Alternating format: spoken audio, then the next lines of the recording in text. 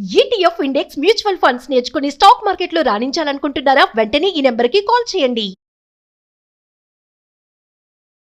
Hello guys, welcome back to our channel. ఈరోజు మనతో ఉన్నారు స్టాక్ మార్కెట్ అసిస్టెంట్ సుందరరామరెడ్డి గారు. ముఖ్యంగా గోల్డ్ గురించి latest updates and investment plans గురించి తెలుసుకుందాం.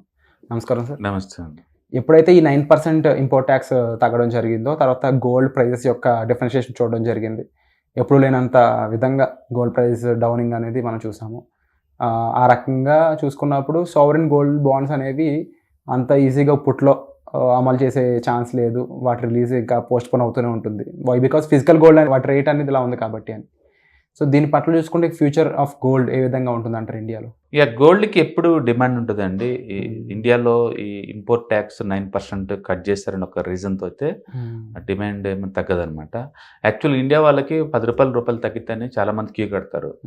అలాంటిది ఆల్మోస్ట్ 3-4 వేల రూపాయలు డ్రాప్ అయింది కాబట్టి అట్రాక్టివ్గా ఉంటుంది. ఇండియాకి గోల్డ్కి ఆ లింకేజ్ మీకు తెలిసిందే బేసికల్గా. అందుకని గోల్డ్ ఈ గవర్నమెంట్ వాళ్ళు ఇంపోర్ట్ ట్యాక్స్ 2013 పట్టుకొచ్చారు డైరెక్ట్గా. అంటే 10 years లోకి వచ్చింది ఇంపోర్ట్ ట్యాక్స్ అనమాట. 9% తగ్గించిన తర్వాత ప్రీవియస్గా 15 ఉండేది, ఇప్పుడు అది 6కి వచ్చేసింది అనమాట. సో కాబట్టి ఒక ట్యాక్స్ అనేది వన్ టైం అంతే, అది పొద్దుగులు కాదు. అండ్ ఇవాళ రేపటి వరల్డ్ వైడ్గా అందరూ గోల్డ్ని ఇంపోర్ట్ చేసుకుంటూ ఉన్నారు. పర్టికులర్గా ఎప్పుడైతే ఈ రష్యా యుక్రెయిన్ వార్ బిగిన్ అయిందో, రష్యన్ అసెట్స్ మొత్తాన్ని అమెరికన్ డాలర్లో ఉంచినప్పుడు మొత్తం ఫ్రీజ్ అయిందో ప్రపంచవ్యాప్తంగా సెంట్రల్ బ్యాంక్ అర్థమైంది. ఎప్పుడో ఒక రోజు మనం డాలర్లో కనుక ఈ సిస్టంలో కనుక ఉంచుకుంటే అకౌంట్లన్నీ ఫ్రీజ్ అయ్యే ఛాన్స్ ఎక్కువ ఉంది. అండ్ మనీ కూడా డాలర్ వాల్యూ కూడా ఇదవుతున్న టైంలో అవసరం అని చెప్పేసి సేఫ్టీగా మెజారిటీ సెంట్రల్ బ్యాంక్స్ అన్నీ కూడా గోల్డ్ స్టోరేజ్ బిగిన్ చేసింది. మన కనుక చూసుకుంటే ట్రెడిషనల్గా ఉండే ఆర్బీఐ కూడా మంత్లీ 7 టన్నుల గోల్డ్ కొంటుంది. అంటే పక్కన చైనా చూస్తే 30 టన్నులు గోల్డ్ కొంటున్నారు పర్ మంత్. అంటే బ్రెజిల్ కొంటుంది, రష్యా వాళ్ళు కొంటున్నారు. అందుకని వరల్డ్ వైడ్గా మెజారిటీ సెంట్రల్ బ్యాంక్స్ అన్నీ కూడా గోల్డ్ స్టోరేజ్ పెంచుకుంటున్నాయి అండ్ డాలర్ స్టోరేజ్ తగ్గించుకుంటూ పోతున్నారు అనమాట. అందుకని ఇప్పుడు దాకా రిటైల్ మాత్రం వాడేవాళ్ళు, ఇప్పుడు సెంట్రల్ బ్యాంక్స్ కూడా స్టోర్ చేస్తున్నాయి కాబట్టి గోల్డ్ రేట్ ఇంకా పెరిగే ఛాన్సే ఎక్కువ ఉంది పడేదానికన్నా కూడా. అయితే ఇండియాలో ఈ ఇంపోర్ట్ ట్యాక్స్ తగ్గటం వల్ల టెంపరీగా డౌన్ అయింది అంతే, ఇదేమో పర్మనెంట్గా ఇదేం కాదనమాట. అంటే గవర్నమెంట్ ఓవరాల్ పాలసీ షిఫ్ట్ చేస్తున్నట్లు లెక్క ఈ లెక్కన. ఇంతమంది ఏమో ఇంపోర్ట్ని డిస్కరేజ్ చేసేవాళ్ళు, ఇప్పుడు ఇంపోర్ట్ని ఎంకరేజ్ చేస్తున్నారు అంతే. ఓకే, కాబట్టి గోల్డ్ మీద ఇండియన్స్కి మోజు తగ్గిద్ది దీనివల్ల అంటే కాదండి.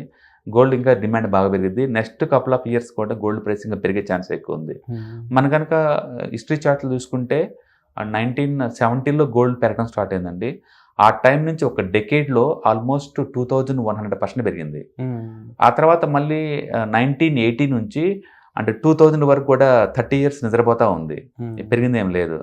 మళ్ళీ 2008 అమెరికన్ రిసెషన్ తర్వాత మళ్ళీ గోల్డ్ పెరిగింది. అండ్ లాస్ట్ 13 years మళ్ళీ నిద్రపోయింది గోల్డ్ సైడ్ మార్కెట్లో. మళ్ళీ ఇప్పుడు 2024లో గోల్డ్ ఆల్ టైమ్ హై బ్రేక్అవుట్ అయ్యి ముందుకు పోతూ ఉన్నాయి. అన్ని కరెన్సీ మార్కెట్లో కూడా డిమాండ్ క్రియేట్ అవుతుంది అనమాట. కాబట్టి గోల్డ్ చార్ట్స్ ఆల్ టైమ్ హైలో ఉన్నాయి, చాలా బుల్లిష్గా ఉన్నాయి. అండ్ థర్డ్ బిగ్గెస్ట్ బుల్ మార్కెట్లో ఉంది గోల్డ్. ఇప్పుడు ఇంకా పెరిగే అవకాశం ఇంకా పెరిగే ఛాన్స్ ఎక్కువ ఉంది. కాబట్టి హిస్టారికల్ యావరేజ్ అయితే మాత్రం 10% దాకా వస్తుంది. ఈసారి హిస్టారికల్ యావరేజ్ 13-14 దాకా వచ్చే ఛాన్స్ ఉంది. అయితే central government sovereign gold bond release చేస్తారంటే ఇండియాలో ఇప్పుడు దాకా రిలీజ్ చేసిన అన్ని బాండ్స్ ఏదైతే ఉన్నాయో దగ్గర 64 times గవర్నమెంట్ రిలీజ్ చేశారు. ఈ బాండ్స్ని 1 lakh crore దాకా కలెక్ట్ చేశారనమాట. వాళ్ళు అన్నిటికన్నా హైయెస్ట్ ఇంట్రెస్ట్ రేట్స్ ఉన్న డెట్ ప్రోగ్రామ్ అనమాట ఇది సోవరింగ్ గోల్డ్ బాండ్స్ అనేది. బహుశా గవర్నమెంట్ కూడా ఇంతగా పెరిగిద్ది గోల్డ్ అనుకోలేదు. వాళ్ళకి యావరేజ్ మీద 14% పడుతుంది వడ్డీ సోవరింగ్ గోల్డ్ బాండ్స్ ద్వారా. బయట మార్కెట్లో వాళ్ళకి 7%గా వడ్డీ దొరుకుతాయి కాబట్టి గోల్డ్ సోవరింగ్ గోల్డ్ బాండ్స్ బహుశా ఇంతకుముందు అంత అగ్రెసివ్గా లాంచ్ చేయకపోవచ్చు. ఎందుకంటే వాళ్ళు sovereign gold bond nothing but debt programme link with gold అనమాట. కానీ వడ్డీ ఎక్కువ అవుతుంది కదా దాని మీద. అందుకని వాళ్ళు కూడా బహుశా ఎంత పెరిగిద్దని అనుకోపోవచ్చు. ఏదైనా సరే సెంట్రల్ గవర్నమెంట్ యొక్క పాలసీ షిఫ్ట్ అయింది కాబట్టి ఇంపోర్ట్స్ని ఎంకరేజ్ చేస్తున్నారు కాబట్టి సోవరెన్ గోల్డ్ బాండ్స్ కొంచెం స్లోగా రిలీజ్ చేస్తారు, బట్ తక్కువ వస్తుంది ఇంత ముందుతో పోల్చుకుంటే డెఫినెట్గా. సో ఇప్పట్లో అది పోస్ట్ పోన్ అయ్యే అవకాశం ఎక్కువ కనిపిస్తుంది అంటారు. పోస్ట్ పోన్ అనే బదులు వాళ్ళకి ఎవ్రీ ఇయర్ గవర్నమెంట్ వాళ్ళు ఆల్మోస్ట్ 15 లక్షల కోట్లు అప్పు తీసుకుంటారు. అందులో సోవరింగ్ గోల్డ్ బాండ్స్ ద్వారా అప్పు తీసుకునేది చాలా తక్కువ అమౌంట్, అది ఈవెన్ లెస్ దెన్ 1% అలా ఉంటుంది అనమాట. అందుకని పోస్ట్ పోన్ చేసేదాని బదులు వాళ్ళు ఓవరాల్ డెట్ రైజింగ్ పార్ట్గా ఏదో టైంలో లాంచ్ చేస్తారు.